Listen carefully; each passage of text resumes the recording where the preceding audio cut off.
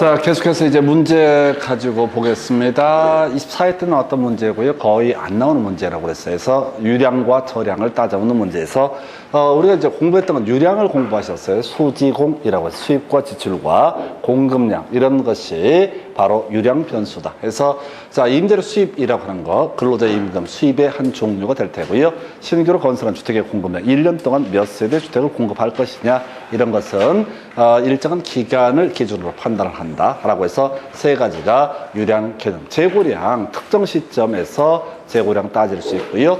그 다음에 가계 자산이라고 하는 거, 재산이 얼마 있냐라고 하는 거 시점에 따라 금액이 달라질 수가 있죠. 그 다음에 이제 도시 인구 규모라는 것도 당연히 시점에 따라서 달라지게 될 것이다 라고 해서 수지공이라고 하는 것이 유량 개념. 그래서 저량 개념을 물어봤으니까 역시 3개 해서 답은 2번 해서 잘 안 내는 문제 형태입니다. 24회 때 전에 한참 유행하다가 요즘은 거의 나오지 않는 문제에서 유량이 뭐라고요? 수지공이라고 하는 거. 유량은 수지공이라고 하는 거. 요렇게 가시죠. 그래서 그 정도 보시고 그 다음에 문제 검토하게 되면 자, 지금 A와 B와 A와 C의 관계를 고르시오. 옛날 문제입니다. 바로 대체제, 보완제 이런 게 나와 있죠. 그래서 정상적 열등제는 소득을 기준으로 판단하는 것이고 두 제와 관련제와의 관계를 따지는 걸 대체제, 보완제 해서 가볼까요?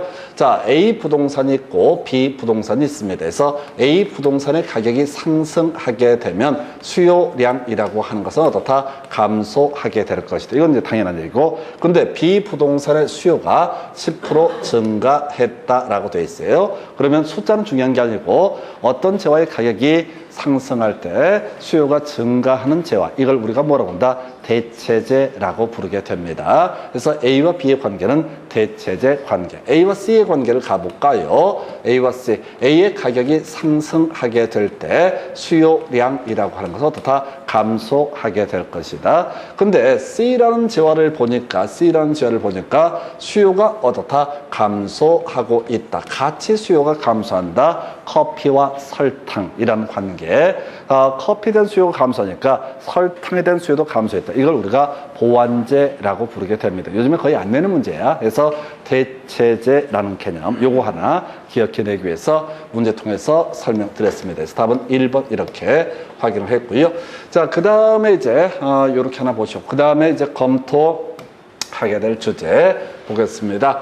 자, 아파트 매매 시장에서 수요량과 수요의 변화 등에 관한 설명. 옳은 것은 해서 수요량의 변화, 그 재화의 가격에 따라서 구입하고자 하는 최대 수량의 변화를 수요량의 변화, 그 재화의 가격 외의 요인에 따라서 구입하고자 하는 최대 수량의 변화를 수요의 변화 해서 아파트 가격의 하락이 예상되면 이런 표현 쓰고 있죠. 그러면 이건 가격이 하락한 거야, 안 한 거야? 아직 안 한 거야. 가격이 아니란 말이야. 그러니까 이건 뭐가 돼? 수요의 변화라고 해야 되죠. 수요량의 변화. 틀린 거야. 이게 이제 깜빡깜빡 속는 거야. 가격을 기준으로 봤을 때 수요량의 변화, 가격 상승 예상은 가격 자체의 변화가 아니다. 그래서 이건 수요의 변화가 되게 될 것이고 수요의 변화는 수요 곡선 자체가 어떻다? 이동하게 되는 거. 동일한 수요 곡선상 점의 이동이라는 것은 수요량의 변화를 의미한다 해서 그래서 뒤쪽은 볼 것도 없죠. 그래서 만약에 수요량의 변화면 이게 동일한 수요 곡선상 그림 그려보면 돼. 하나의 수요 곡선에서 수요가 감소한다. 아파트 가격이 아파트 가격이 하락하면 구입하는 최대 수량이 올라가게 되겠죠. 그래서 수요량 자체가 올라가는 모습 하향했으니까 틀리게 완전히 개판으로 틀린 거야. 여기서는 뒤에를 가면 더 꼬여버리고 자, 가격 하락 예상 또는 상승 예상은 뭐가 된다? 수요의 변화 요인이 되게 된다. 수요량이 아니에요. 그래서 이 지문은 틀린 거야. 뒤쪽을 보시면 안 돼. 수요량의 변화와 수요의 변화를 비교하는 문제. 2번 지문. 소득이 증가하게 되면 이건 뭐가 됩니까? 수요의 변화 요인이 될 테고 수요 곡선은 자, 수요의 증가라고 하는 거 그려볼까요? 우상향, 오른쪽 위로 옮겨가게 되는 거죠. 그래서 자, 오른쪽 우가 가야 되지. 하향은 그 다음 문제고 수요가 증가하는 얘기는 수요 곡선이 우상향으로 이동한다. 그래서 이거 틀렸고요. 자, 그 다음에 3번 대체제인 단독주택의 가격이 상승하면, 자, 지금 문제 삼고 있는 재화는 뭐야? 아파트가 주인공이고 이것의 대체제가 뭐가 된다? 단독주택이다 라고 해서 그림 그려봐야 돼. 가격이 상승하게 되면은 구입하고자 하는 최대 수요량은 어떻다? 감소하게 될 것이다. 대체제는 이쪽으로 수요가 옮겨가서 수요가 증가하고 가격도 어떻다? 상승하게 될 것이다. 그래서 대체제인 단독주택의 가격이 상승하면은 수요는 어떻다? 증가하게 된다. 그래서 수요 곡선은 우상향으로 이동하게 된다. 답은 3번으로 구성을 해요. 그래서 이 문제를 쭉 보다 보면 거의 대체제 이런 얘기를 갖고 답을 많이 구성을 하게 됩니다. 그래서 답은 3번. 4번 아파트 담보대출 금리가 하락하면 이건 가격 외 요인이 되게 됩니다. 가격 외 요인이 될 테고, 그래서 금리가 하락하면 어떻다? 이건 수요의 변화라는 개념이 돼야 되죠. 수요량의 변화가 아니라 수요의 변화. 수요의 변화는 수요곡선 자체 이동으로 나타나게 된다. 이렇게 봐야겠고요. 그 다음에 아파트 거래세 세금이 인상되게 되면, 자, 수요는 감소하게 될 것이다. 수요가 감소한다는 얘기는 수요 곡선이 좌하향으로 이동하게 된다. 우가 틀렸죠? 그래서 좌 이렇게 가야 되죠. 그래서 요 문제 지금 꼼꼼히 가셔야 돼요. 힘은 든데 반드시 수요량의 변화와 수요의 변화, 그리고 공급량의 변화와 공급의 변화라는 개념 절대 틀리면 안 돼. 여기서 삑사리가 나와버리면 좀 이따 계산 문제도 겁나 두려워지거든요. 아니야, 할 수 있어. 할 수 있어. 다시 그 재화의 가격 때문에 구입하고자 하는 최대 수량의 변화를 뭐라 부른다? 수요량의 변화. 그 재화의 가격 외의 요인에 따라서 구입하고자 하는 최대 수량의 변화를 뭐라고 한다? 수요의 변화. 이걸 막 경제를 하지도 마, 쪽팔리게. 그냥 외워버리면 되는 거예요. 외워버리면 되는 거예요. 아무것도 아니야, 아무것도 아니야. 그래서 자, 요렇게 해서 답은 3번 뽑아냈고요. 그 다음 문제 가서 살펴볼까요? 수요 및 공급에 관한 설명 틀린 것에 대해서, 자, 아파트와 단독주택의 관계가 대체제로 가정할 때 아파트의 가격, 이 주인공이 뭐가 돼? 여기서는 단독이 주인공이 되고 아파트가 대체제라고 이렇게 전제를 깔고 있어. 아파트의 가격이 상승하게 되면 이것의 수요량이라는 건 어떻다? 감소하게 되겠죠. 한편 이게 대체제라고 전제했으니까 이쪽에 단독주택의 수요가 증가하게 될 것이다. 그래서 가격도 어떻다? 상승하게 된다. 틀리게 옳게 뽑았죠? 그래서 대체제의 의미 무조건 그려봐야 돼. 그려봐야 돼. 주인공을 누구로 두느냐의 문제야. 앞에 문제에서는 주인공이 뭐였었냐면 아파트를 중심으로 얘기를 했던 것이고, 이 문제에서는 거꾸로 단독주택을 주인공으로 둬두고 단독주택의 대체제가 아파트다, 이런 식으로 지문을 구성합니다. 그러니까 이 29회 때 문제하고 그 다음에 지금 어디 있어? 26회 때 문제 같은 얘기인데 순서를 바꿔치기 한 거야. 주인공을 누구로 둔 거야? 여기서는 뭐가, 자, 지금 단독주택이 주인공이고 이것의 대체제가 아파트다, 이렇게 얘기한 거고, 29회 때 문제는 아파트를 주인공으로 세워놓고 대체제인 단독주택의 가격이 상승하면, 이렇게 똑같은 듯 하지만 약간 다르게 정확하게 의미를 알아야만이 풀 수 있게 해서 이 지문은 오른편. 2번, 건축 기자재 가격이 상승하더라도 가격이 변하지 않는다라면 주택 공급은 감소할 것이다. 이게 어렵다는 거야. 공급의 증가와 감소 얘기를 하는 거야. 공급의 증가는 건 뭡니까? 가격 외 요인에 따라서 공급하고는 최대 수량이 증가하는 것을 뭐라고 한다? 공급의 증가. 그 다음에 가격 외 요인에 따라서 공급하고는 최대 수량이 감소하는 것을 공급의 감소. 자, 주택 가격이 변화가 없는데 원가, 주택 건축 기자재 가격, 원가가 상승하게 되면 남는 게 없으니까 어떻다? 공급은 감소하게 될 것이다 라고 할 것 해서 가격 외, 그 재화의 가격 외 요인이니까 공급의 감소라는 개념 해서 오른편. 3번, 주택 가격이 상승하게 되면은 주거용지 공급이 감소한다. 이 개소리가 나와 있어요. 그래서 일단 얘가 틀렸고요. 답이고요. 좀 이따 설명드릴게요. 완전 경쟁 시장에서 부동산 공급량은 한계 비용 곡선과 가격 곡선이 일치하는 지점을 결정한다. 몰라도 돼. 전혀 모를 얘기. 자, 부동산의 물리적 공급이라는 것은 단기적으로 비탄력적이라 할 수 있다. 요거 설명드릴까요? 자, 지금 아파트 가격이 상승한다 했을 때 탄력적이라는 건 능동적으로 변하는 것을 탄력적이다. 비탄력적은 좀 수동적으로 쉽게 변화를 못하는 것을 뭐라고 한다? 비탄력적. 자, 그럼 이제 뭐 아파트 가격이 만약에 상승한다 하십시다. 그럼 물리적으로 빨리빨리 그 다음날 공급을 몇 회씩 할 수 있느냐? 없다는 얘기지. 이걸 우리가 비탄력적, 아직 탄력적, 비탄력적 공부를 안 했는데 이건 그렇게 어렵지 않은 주제예요. 이 문제의 답은 좀 안 좋아. 안 좋다는 게 뭐냐면 말 자체가 성립하지 않아. 그래서 개론이 개지랄이야. 짜증나. 깔끔하게 뭐가 틀렸다 맞았다 그러면 좋을 텐데 말 자체가 안 돼. 자, 이게 볼까요? 주택 가격이 상승한다라고 한번 해보겠습니다. 그러면은 자, 주택 가격이 상승하면 경우에 따라서 공급을 늘리게 될 가능성이 높을 거예요. 그 재화의 가격이 상승하게 되면 어떻다? 공급하고자 하는 사람은 더 많이 공급을 하게 될 것이다. 이걸 공급량의 증가라고 이렇게 해석을 하는 거죠. 그러면 당연히 주거용지 공급이 늘어날 수는 있겠지만 그렇다고 갑자기 줄어든다 이런 일은 있을 수가 없다는 얘기죠. 그래서 이 질문은 되게 어려웠던 질문이에요. 왜? 깔끔하게 얘기가 전개가 안 돼. 학교는 이런 게 가끔 있어서 되게 짜증납니다. 딱딱 떨어지지 않기 때문에. 해서 답은 3번 이렇게 구성했어요. 그 다음 문제 가서 확인을 해보겠습니다. 수요 공급에 관한 설명 옳은 것은에서 가격이 상승하게 되면 공급량이라고 하는 거. 가격이 상승하면 어떻다? 공급량이 뭐였어? 바로 공급하고자 하는 최대 수량이라는 개념이 있었죠. 그래서 어떤 재화의 가격이 상승하면 공급량은 오히려 어떻다? 증가하게 될 것이다. 다른 조건이 동일하다고 전제했을 때 아니 아파트의 가격이 계속 상승한다라고 전제가 되면 공급자 아파트 건설에서는 더 많이 지으려고 할 것이다. 그래서 1번 틀렸고요. 2번 질문 수요량이라고 하는 거 일정 기간에 실제로 구매한 수량이다. 틀렸죠? 아까 우리 기본적인 수요량이라고 하는 것은 자 구입 능력 있는 소비자가 구매하고자 하는 최대 수량 이걸 뭐라고 한다? 수요량이라고 얘기를 했었죠. 그래서 실제 구입한 것이 아니라 구매 능력 있는 구매자가 구입하고자 하는 최대 수량을 수요량 이렇게 정했습니다.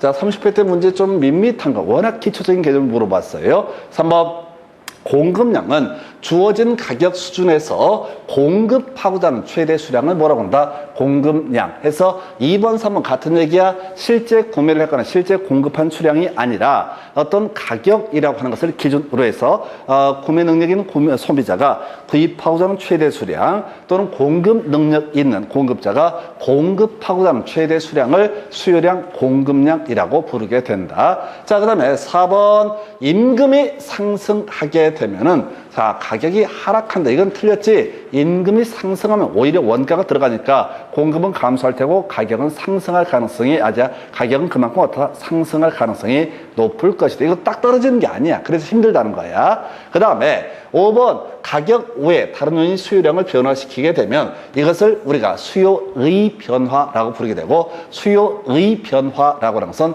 수요 곡선이 우측 또는 좌측으로 이동하게 된다. 해서 이 문제 답은 몇 번? 5번 이렇게. 이 30회 때 문제가 어떻게 보면 너무 유치한 걸 물어봐서 오히려 당황스러웠어. 우리가 그동안 문제들의 대부분 특징이 뭐냐면 그냥 수요량의 변화, 수요의 변화 계속 비교하는 식으로 구성을 하다가 이건 워낙 기초적인 내용을 물어봤어. 수요량이라고 하는 거, 구매 능력 있는 소비자가 구매하고자 하는 최대 수량, 공급량이라고 하는 건 뭐라고요? 공급 능력 있는 공급자가 그 가격 수준에서 공급하고자 하는 최대 수량이라는 개념이 될 것이고 실제 공급을 했거나 실제 구매한 수량을 얘기하는 것은 아니다라고 할 것. 자, 그리고 가격 외 요인에 따라서 자, 구입하고자 하는 최대 수량에 수요량의 변화가 발생하게 되면 이것을 수요의 변화, 그리고 수요 곡선 우측으로 이동하면 수요의 증가, 수요 곡선 좌측으로 이동하면 수요의 감소라고 이렇게 부르게 됩니다. 그래서 30회 때 조금 밋밋한 것들 출제했어요. 그래서 좀 낯설었던 그런 문제입니다. 근데 이게 앞으로 지금 비슷한 질문을 끊임없이 계속 볼 거예요. 지금 보시면 조금 공부가 되신 분들은 좀 지루할 수 있어. 그래도 하셔야 돼. 계속해서 단순하게 가셔야 돼. 뭔가 예상 문제를 가지고 뭘 상상을 하고, 제가 얘기했잖아요. 10월 달에 뭐가 시험에 나올지 예상을 한다. 이거 망상이야, 망상. 어떻게 알아? 점쟁이 아저씨도 모르는데. 직업적으로 얘기해도 그런 거 몰라. 그러면 일반 수험생이 공부해서 뭐가 나올 거다, 만다, 이런 얘기 자체를 하는 것 자체가 정신병이야, 정신병. 그래서 어떻게 해야 된다고요? 기초가 되는 개념을 계속 단순 반복하셔서, 진짜 선생님아 몸이 안 좋을 것 같은 내 가서 이빨을 까볼까? 이렇게 할 정도가 되면은 어떤 문제가 나오도 전혀 지장이 없습니다. 그리고 지금 우리가 공부할 때는 꼼꼼히 가지만 실제 시험 문제 볼 때는 모르면 대충 넘어가. 그래서 쉬운 거 가지고 찍어내는 방식으로 가시면 됩니다. 해서 답은 5번. 그 다음 문제 가서 보겠습니다. 부동산의 공급 곡선에 관한 설명 틀린 것으로 해서 한 국가의 전체 토지 공급량이 불변이라고 한다면 토지 공급의 가격 탄력성은 0이다. 아직 공부 제대로 안 했는데요. 자, 가격 탄력성이라고 하는 거 이렇게 갑니다. 공식 미리 한번 보겠습니다. 가격 변화율 분의 그 재화의 바로 공급의 가격 탄력성은 공급량의 변화율을 가리켜서 공급의 가격 탄력성이라고 부릅니다. 다시요. 가격 변화율을 기준으로 해서 공급하고는 공급량의 변화율을 가리켜서 공급의 가격 탄력성. 나중에 소득 탄력성은요. 수익 소득 탄력성은 이런 식이야. 소득 변화율 분의 구입하고는 수요량의 변화율을 가리켜서 소득 탄력성. 다시 수익 가격 탄력성부터 가볼까요? 수익 가격 탄력성은 바로 가격 변화율 분의 그 재화의 수요량의 변화율을 가리켜서 가격 탄력성. 수익 소득 탄력성이라는 것은 소득 변화율 분의 그 재화의 수요량의 변화율. 나중에 교차 탄력성은 관련 재화의 가격 변화율 분의 그 재화의 수요량의 변화율. 공급의 가격 탄력성은 가격 변화율 분의 공급량의 그 재화의 공급량의 변화율을 가리켜서 뭐라 부른다? 공급의 가격 탄력성. 나중에 다시 할 거예요. 근데 우리가 순서가 어디 있어? 되는 대로 가는 거지. 그래서 토지의 공급량이 불변이다. 그러면 공급량이 제로라는 얘기야. 그러면 분모값이 뭐가 되든 간에 분자가 0이 되니까 이것은 뭐가 된다? 0이다. 또는 이제 완전 비탄력적이다 라는 표현을 씁니다. 좀 어려워요. 자, 다시 지금 공급의 가격 탄력성은 가격 변화율 분의 그 재화의 공급량의 변화율. 한 나라에 한 국가에 있어서 토지의 공급량의 변화율이 물리적으로 늘릴 수가 없다. 그러면 분자가 0이 되기 때문에 이건 0이라고 부르고, 나중에 어떤 표현을 쓰면 완전 비탄력적 이런 표현을 씁니다. 그래서 이렇게 해서 1번 옳게 뽑았고요.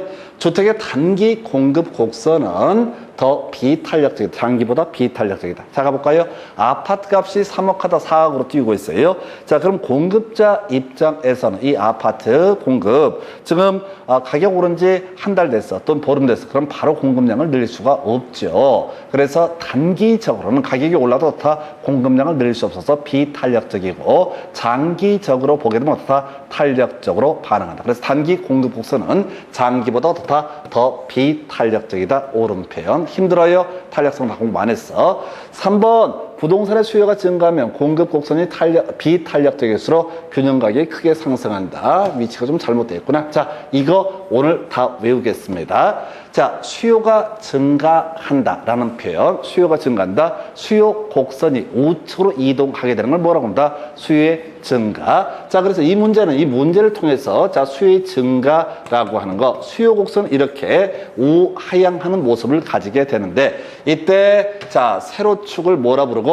가격이라 부르고, 거래량, 수요량, 가격, 거래량 이렇게 이제 표시를 합니다. 해서 수요가 증가한다라고 이렇게 돼 있고요. 근데 공급이 비탄력적일수록 이런 표현 나와 있죠? 탄력적이다라는 것은 완전 탄력과 완전 비탄력을 생각을 하셔야 돼. 완전 탄력은 아까 뭐라고 그랬어? 수평선을 가리켜서 뭐라고 한다? 완전 탄력적이라고 이렇게 그리는 거야. 자, 바로 공급이 완전 탄력적인 케이스. 그 다음에 공급이 완전 비탄력적인 케이스. 두 개를 그려야 돼. 이 문제는 아예 통째로 외워야 돼. 왜? 알면서도 이 문제를 못 풀어. 왜? 탄력적일수록 비탄력적일수록 그러면 사람들이 어쩔 줄 몰라 해. 그러면 이때는 항상 완전 탄력적인 경우와 완전 비탄력적인 경우 두 개를 비교해서 탄력적에 가깝냐, 완전 탄력적에 가깝냐, 완전 비탄력적에 가깝냐를 검토하는 거야. 이 문제 하나 맞춰요. 거의 한 문제 구성하고 볼 때마다 어려워. 그래서 가볼까요?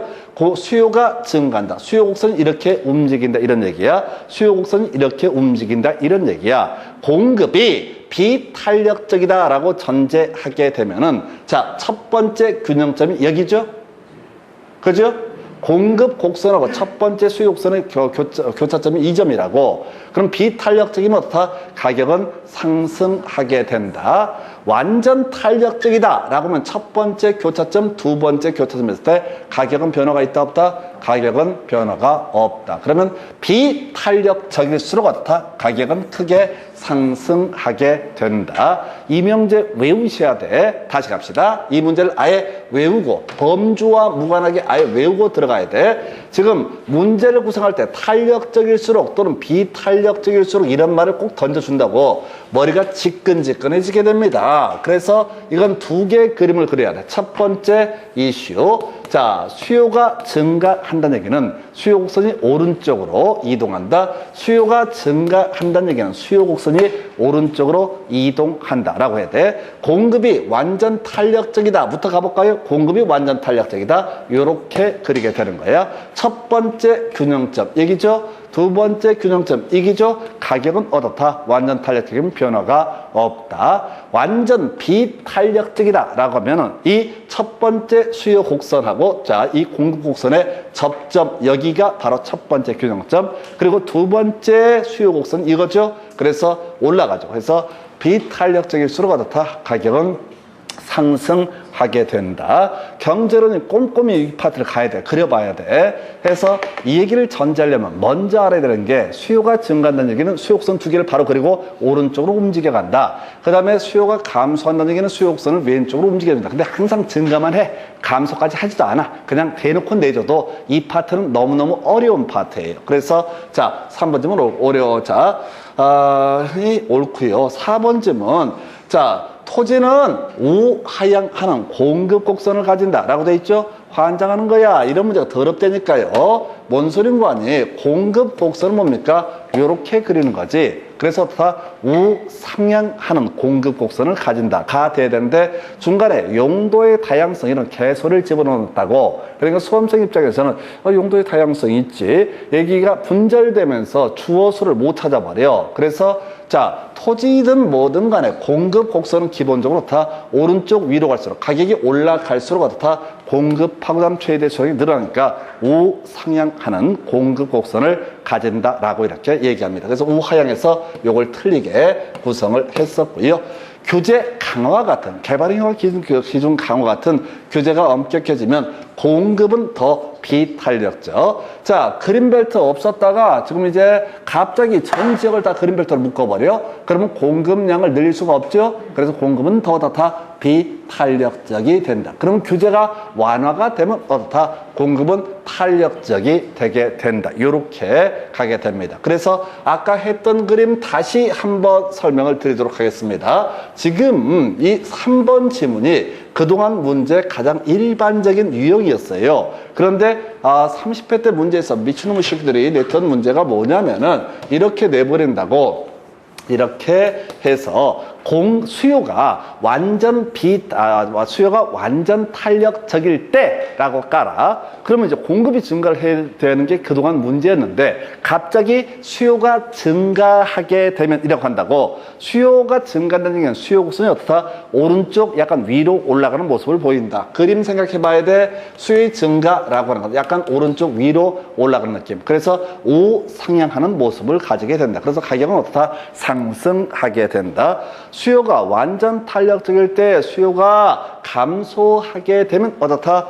좌하향이니까 가격은 어떻다? 하락하게 된다. 공급도 마찬가지입니다. 공급도, 자, 공급은 반대로 가야 되는구나. 자, 가볼까요? 공급 곡선은 일반적으로 이렇게 그리는 게 일반적인데, 우상향하는 모습을 그리는 게 일반적인데, 자, 공급이 완전 탄력적이다. 공급이 증가한다는 얘기는 우하향하는 모습. 자, 공급 곡선이 이렇게 가거든. 공급의 증가는 오른쪽 아래로 가는 느낌이 있어. 그래서 공급이 증가한다는 얘기는 오른쪽 아래로 간다. 그래서 가격은 어떻다? 하락하게 된다. 공급이 감소한다는 얘기는 좌상향이 되는 거죠. 좌상향. 이렇게 그리니까 가격은 어떻다? 상승하게 된다. 이게 30회 때 나왔던 문제 양식이에요. 이게 어려워. 앞으로 몇 번 더 할 거야? 근데 전통적인 문제 양식은 3번처럼 구성을 했었고, 그럼 4번 지문은 개쓰레기 같은 지문이었어요. 너무 유치한 것을 가지고 뽑아줬어. 이런 것들을 출제하는 출제의 의도라는 게 뭐냐면요.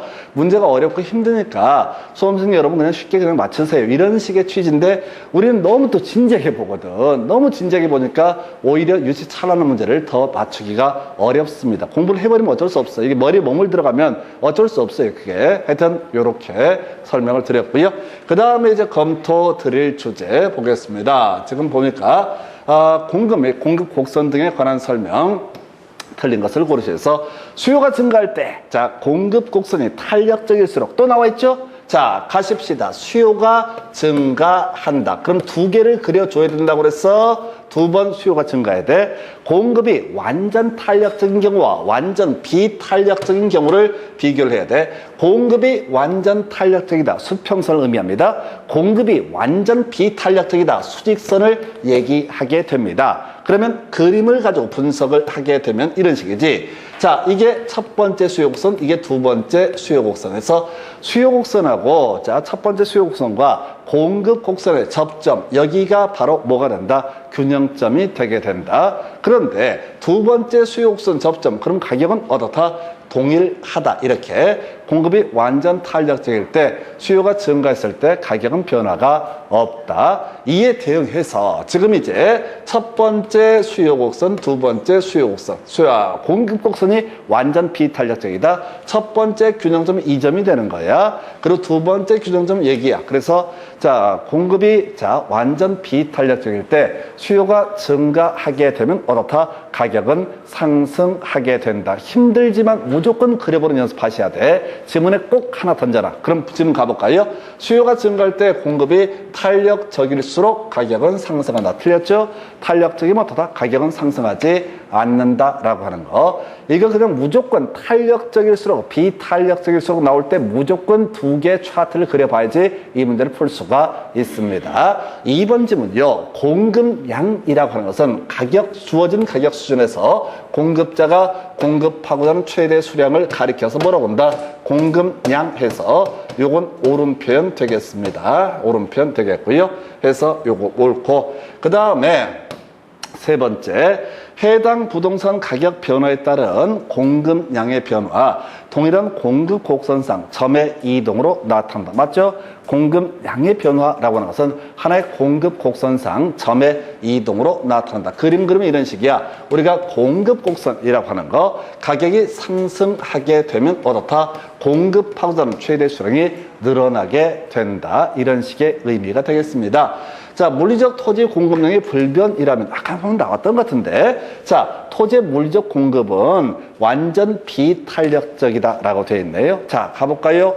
가격이 아무리 상승하더라도 공급량은 어떻다? 전혀 변화가 없다라고 하는 거, 이런 식으로 그리게 되는 겁니다. 가격이 여기서부터 여기까지 올라도 공급하고자 하는 최대 수량, 이 Q라고 하는 것은 전혀 변화가 없는 것을 가리켜서 완전 비탄력적이다라고 이렇게 평가를 해요. 그래서 오른표. 자, 용도 제한을 규제하는 법규가 강화될수록 공급 곡선은 이전에 비해서 어떻다? 더 비탄력적이 되게 돼. 규제가 강화되면 이 토지 용도, 토지 공급을 그린벨트, 자, 규제가, 지금 아파트 공급하던 토지다 다 그린벨트를 묶어버리면 아파트를 공급할 수 없으니까 비탄력적이 된다. 답 1번이었었나요?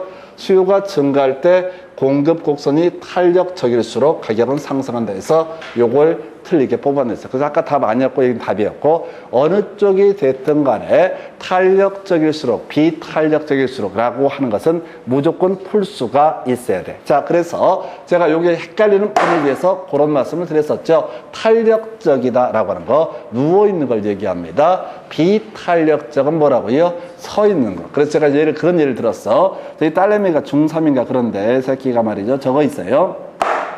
집구석에 지방에 짱 박혀 있어. 그래서 뭘 하겠어? 그냥 핸드폰. 그냥 모든 게 핸드폰이야. 핸드폰이 없으면 죽어버릴지도 모를 거야. 그래서 계속 이제 퍼즐로 차 있다가 문을 확을 열자는데 살짝 열잖아요. 벌떡 일어납니다. 이걸 우리가 뭐라고 한다? 탄력적. 누워있는 아이 벌떡 일어나게 되더라. 근데 이제 제가 예를 들었던 게 군부대 앞에 초소에서 지키고 있는 사병인가요? 이 친구들 바짝 서 있습니다. 건드려도 미동도 하지 않습니다. 물론 성질 더러운 새끼는 총으로 쏴버리겠지만 어찌됐든 간에 평균적으로 서 있는 건 뭐라고 한다? 움직이지 않는다? 비탄력적. 누워있는 아이가 다 탄력적이다. 이렇게 가셔야 돼. 그래서 수요가 공급이 어느 쪽이 되든 탄력적이다. 완전 탄력적이라는 건 수평선을 얘기하고 수직선은 뭐가 된다? 비탄력적 이렇게 가게 됩니다. 그래서 답은 1번이었었고요. 그 다음 문제 가서 확인을 해 보겠습니다. 자, 지금 보게 되면은 이게 좋다. 자, 공급 양의 변화인, 공급의 변화인 정말 괜찮은 문제. 한때 되게 유행했던 문제야. 공급의 변화에는 겁나 많아. 가격 외 요인에 따라서 구입하고자 공급하고자 하는 최대 수량의 변화를 뭐라고 부른다? 공급의 변화. 가격에 따라서 공급하고자 하는 최대 수량의 변화를 뭐라고 한다? 공급량의 변화. 그래서 공급량의 변화는 뭐라고요? 주택의 가격 상승이나 하락이 뭐가 된다? 공급량의 변화. 이거 먼저 봤다간 죽어! 이거 공급의 변화는 수백 개니까.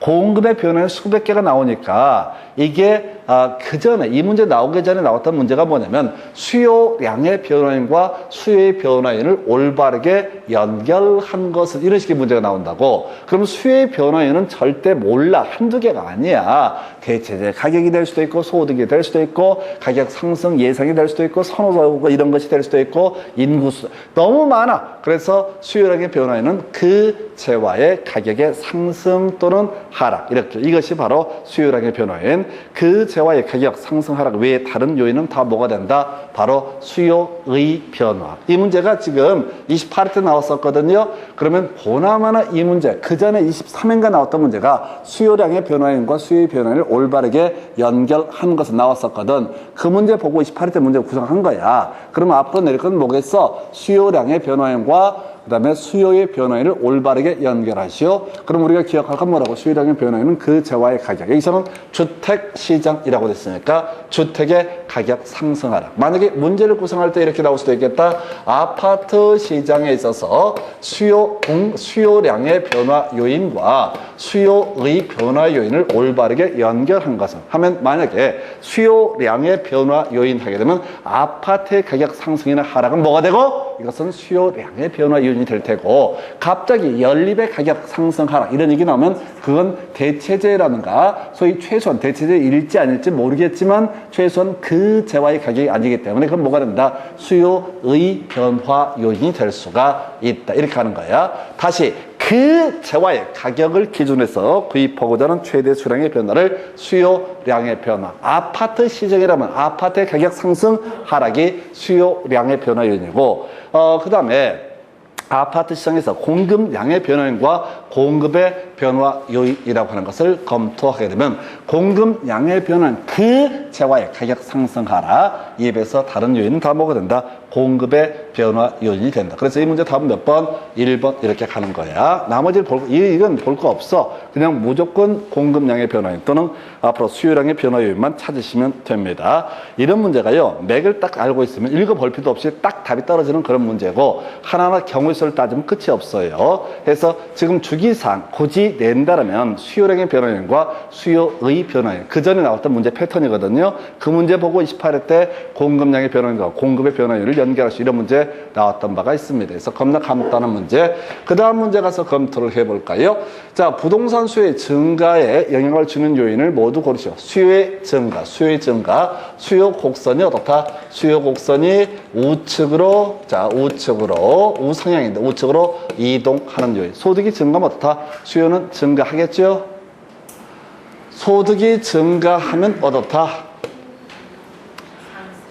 수요는 증가하겠죠? 그 다음에 거래세가 인상되면은 세금이 올라가면 어떻다? 수요는 감소하게 될 것이다. 이건 증가, 요건 감소. 대출금리가 하락하면 이건 뭐야? 증가 요인. 가격 상승 기대 뭐야? 증가 요인이 되겠죠? 증가 요인. 그 다음에 인구 감소는 소요의 감소 요인이 된다. 여기서 보니까 증가에 관련된 하나, 둘, 셋 해서 소득 증가, 대출금리 하락, 부동산의 가격 상승 기대, 이게 바로 뭐가 된다? 수요의 증가 요인. 근데 여기서요, 제일 문제 더럽게 꼬는 방법이 뭔지 아세요? 여기다가 기억니은, 디귿니을 쭉 이래서 부동산 수요 증가에 영향을 주는 요인을 모두 고르시오 라고 이렇게 깔아놓고 나서 부동산의 가격 상승 이따오로 출제를 해버리면 머리 터지는 거지. 다시 부동산의 가격 상승이라고만 나오게 되면 부동산 가격 상승은 수요의 증가 요인 아니죠? 일부러 헷갈리게 하려고 부동산의 가격 하락 이렇게 때린다고. 가격 하락하면 이건 수요량의 증가 요인이지 수요의 증가 요인이 아니라고. 뭔 소리인지 아시겠어요? 가격 상승 기대, 하락 기대, 이것은 수요의 변화 요인이고 실제 가격이 상승했다 또는 하락했다라는 건 뭐라고요? 수요량의 변화 요인이 된다고. 이 문제 그대로 내면서 얘를 부동산 가격이 하락하게 되면 얼핏 보면은 수요의 증가 이런 느낌을 준다고. 아니라고. 그 재화의 가격에 따라서 구입하고자 최대 수요량의 변화를 뭐라 부르고? 바로 수요량의 변화. 그 재화의 가격 외에 다른 요인에 따라서 구입하고자 하는 최대 수요량의 변화를 뭐라고 한다? 수요의 변화라고 부르게 됩니다. 그래서 요게 사실 제일 많이 나왔던 문제이긴 한데 어찌됐든 요거 하나 설명을 드렸어요. 그래서 그 정도고요. 그 다음에 이제 검토 드릴 문제 이렇게 되어 있습니다. 수요 곡선을 좌측으로 이동시키는 것. 수요 곡선 가볼까요? 수요 곡선 이렇게 그리죠. 그리고 좌측으로 이동한다는 얘기는 이렇게 수요가 감소한다라는 얘기가 됩니다. 그래서 아까 수요의 증가 좀 유치하거든. 그러면 이제 수요 감소 내고 싶으면 뭐라고 해야 돼? 수요 곡선을 좌측으로 이동시키는 요인 이렇게 살짝 바꿔서 얘기를 하는 겁니다. 그래서 우리 지겹게 해왔던 얘기들 다시 가볼까요?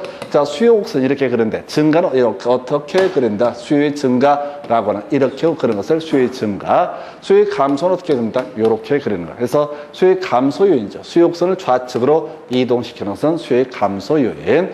그래서 보니까 소득이 증가하면 수요가 증가하겠죠. 그죠? 소득이 증가하면 수요가 증가하겠죠.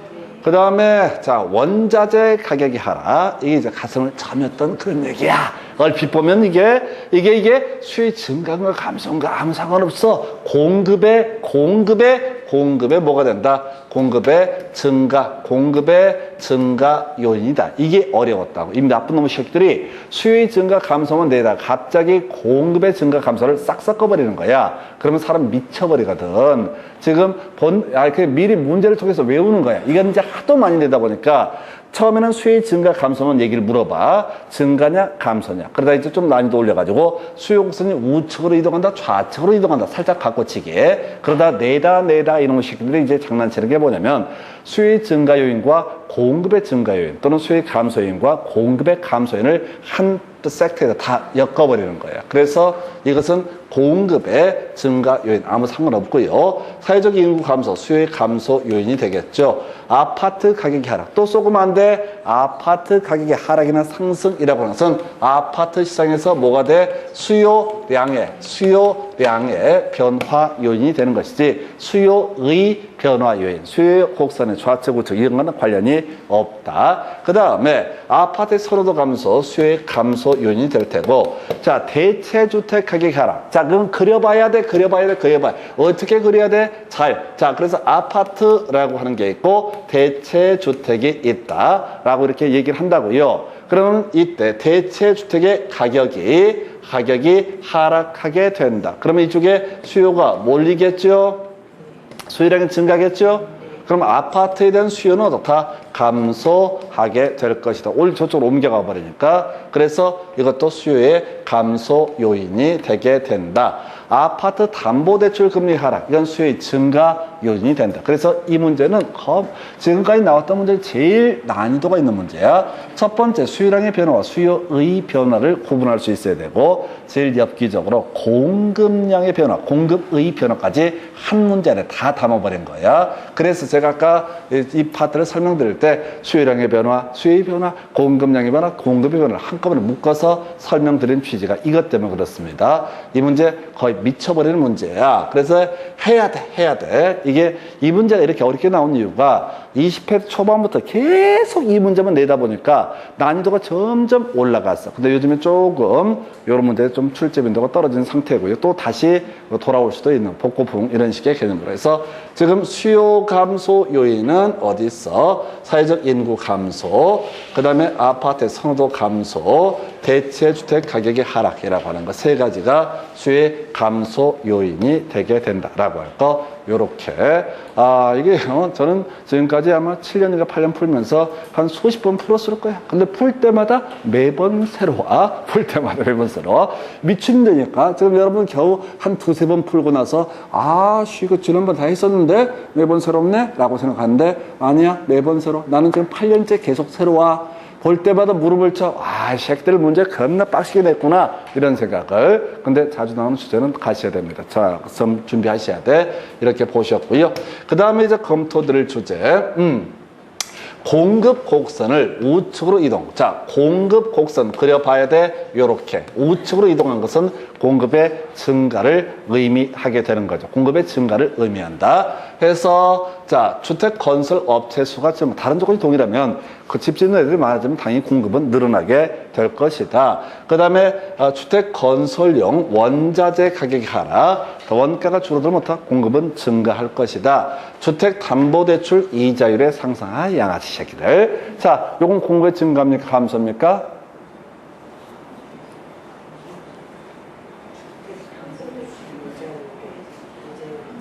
넘어가 그냥. 원가 절감, 공급의 감소, 공급의 증가 요인이죠. 그 다음에 주택 건설용 토지 가격이 하락, 이것도 공급의 증가 요인이죠. 그럼 답이 몇 번이게요? 3번 왜 틀렸어요? 수요 얘기야. 수요의 증가 요인이라고. 지금 문제 패턴을 보시죠. 이건 수요의 증가 요인이잖아.